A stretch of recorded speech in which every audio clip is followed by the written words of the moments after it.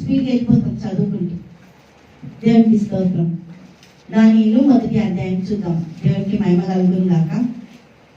యూదా రాజుకు యెహోయాకీము ఏలుబడిలో 3వ సంవత్సరమున బబులోను రాజుకు నెబుకద్నెజరును యెరూషలేము మీదికి వచ్చి దాన్ని ముట్టడి వేయగా, ప్రభు యూదా రాజుకు యెహోయాకీము దేవుని మందిరంలోని శేషించిన ఉపకరణములను ఆ రాజు చేతికి అప్పగించెను గనుక వస్తువులను షీనారు దేశంలోని తన దేవతాలయములకు కొనిపోయి తన దేవతాలయపు బొక్కసంలో ఉంచెను. ఎవరు ఆర్డర్ ఇచ్చిందంట? దేవుడే ఆర్డర్ ఇచ్చిందంట అవి తీసుకుపోవడానికి. ఎందుకు అంటే ఇక్కడుండే యూదా రాజులకు ఎవరికి కూడా దేవుడు అంతగా నచ్చట్లేదు. ఎందుకంటే వాళ్ళు చేస్తున్న పనులు భయంకరం, వాళ్ళు నడుస్తున్న మార్గము చాలా భయంకరమైంది. అటువంటి టైంలో వాళ్ళు వినట్లేదని దేవుడు ఏం చేసిందంటే బబులోను రాజుని ప్రేరేపించింది. ఏంటి అంటే యెరూషలేము మీదికి ముట్టడి వేయాలని. దేవునికి స్తోత్రం. హల్లెలూయా.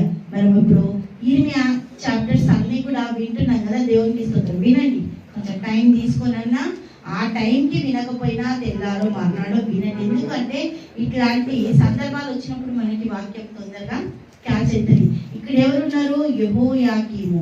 ఇప్పుడు నెక్స్ట్ జనరేషన్ ఈ ఇర్మియా తర్వాత వీళ్ళదే. అందుకే విన్నప్పుడు మనకి చాలా పనికి వస్తుంది. దేవునికి మహిమ కలుగుందాక. వాక్యము మన దగ్గర చెడిపోయేది కాదు కదా. ఏమంటారు పెద్దోళ్ళు? డబ్బులు 4 వెనకేసుకొని చెడిపోయేటివి కావు. డబ్బుల కంటే విలువైంది వాక్యం. ఎంతైతే వాక్యాన్ని మనం ఆస్వాదిస్తామో వాక్యాన్ని నేర్చుకుంటాం. చాలా చాలా చాలా ఇంపార్టెంట్. ఏంటి మాకు ఇప్పుడు ఏజ్ అయిపోయింది, మాకు వాక్యం అవసరం అంటే అవసరమే. ఎప్పటిదాకా అవసరము? మన ఊపిరి ఉన్నంత వరకు అవసరం. నా ఊపిరి ఉండేదాకా కూడా మనకు వాక్యం అవసరం. నేర్చుకుంటూనే ఉండాలి ప్రతిరోజు. ఒక్కరోజు కూడా నేర్చుకోకుండా ఉండొద్దు. దేవునికి స్తోత్రం. హల్లెలూయా. మన జీవితకాలం అంతా కూడా విశ్వాసకి పరీక్షలే. పిల్లలకి ఇప్పుడు 6 నెలలకు 3 ఏళ్ళకి ఏడాదికి అయితే కానీ మనకు జీవితకాలం అన్ని కూడా పరీక్షలే. దేవుడు ఆర్డర్ ఇచ్చినంట వీళ్ళని ఏమని? బబులోను రాజు వెళ్ళి నువ్వు యెరూషలేముని అంతటిని కూడా ముట్టడేసి అక్కడ ఉన్న వస్తువులని నువ్వు తీసుకెళ్ళిపో. వాటితో పాటు ఇంకొక మాట చెప్తాను, చూద్దాం. ఇక్కడ దేవుడికి మహిమ కలుగును గాక. 3వ వచనం. రాజు అష్పెనాజు అను తన నపుంసకుల అధిపతిని పిలిపించి అతనికి ఇలాగో ఆజ్ఞాపించెను. మనకి ఎవరికైనా అర్థమైందా? మనం చదివేటప్పుడు ఇక్కడ అష్పెనాజు అనే వ్యక్తి నపుంసకుడు ఉన్నాడని మనం ఎప్పుడైనా గమనించాం? ఎందుకు గమనించాం మనం అంటే వాయిస్ గా మనం వెళ్ళిపోతుంటాం.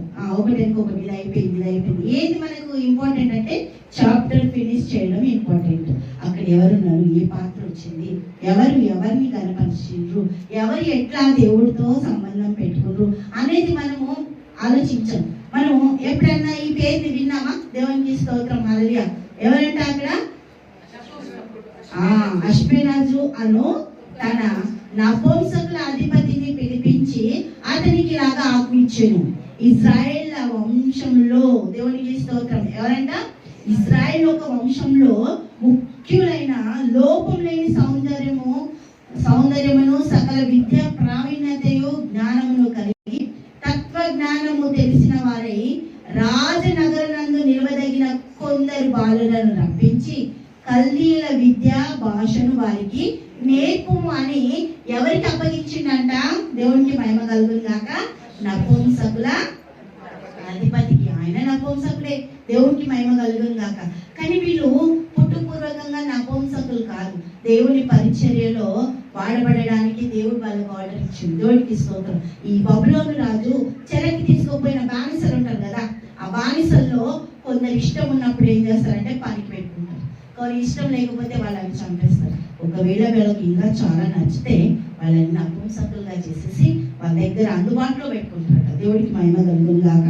హల్లెలూయా. ఈ నపుంసకుడికి ఆజ్ఞాపిస్తుంది ఏంటి?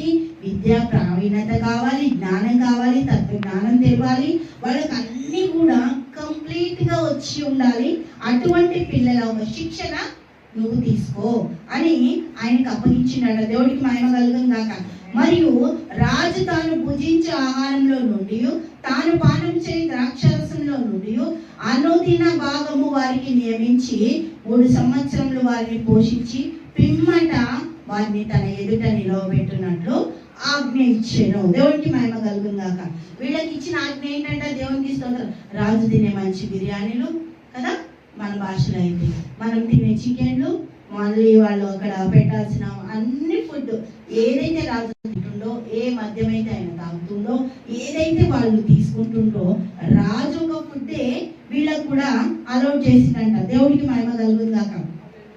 బానిసల్లాగా పట్టుకొని పోయిన వాళ్ళు మాత్రం ఏం చక్క హ్యాపీగా తినేస్తుందంట. ఏమని, ఇంత బాగుంది ఫుడ్. రాజు తిన్న ఫుడ్ అంటే మామూలుగా మనం తిన్న ఫుడ్డే ఒకటి లేకపోతే 4 కావాలి. మరి రాజు అంటే ఏమంది ఉండొచ్చు అన్న కదా, దేవునికి స్తోత్రం. కానీ వాళ్ళందరూ చక్కగా తినడానికి ఒప్పేసుకున్నారు. యూదుల్లో నుండి 6వ వచనం చూద్దాం. యూదుల్లో నుండి దానియేలు, హనన్య, మిషాయేలు, అజర్యా అనువారు, వీరిలో నుండి నపుంసకుల అధిపతి దానియేలునకు బెల్షెజర్ కదా, దేవునికి స్తోత్రం. ఈ బబులోను వాళ్ళకి చాలా ఇష్టం అంట పేర్లు మార్చడం. మనకుండే పేర్లు వాళ్ళు ఇవ్వరంట.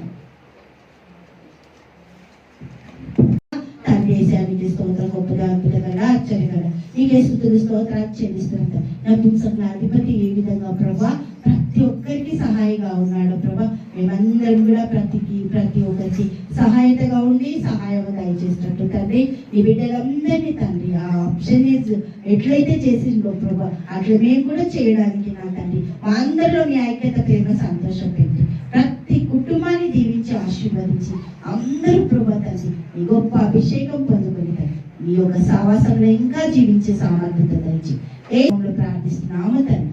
ఆమేన్, ఆమేన్.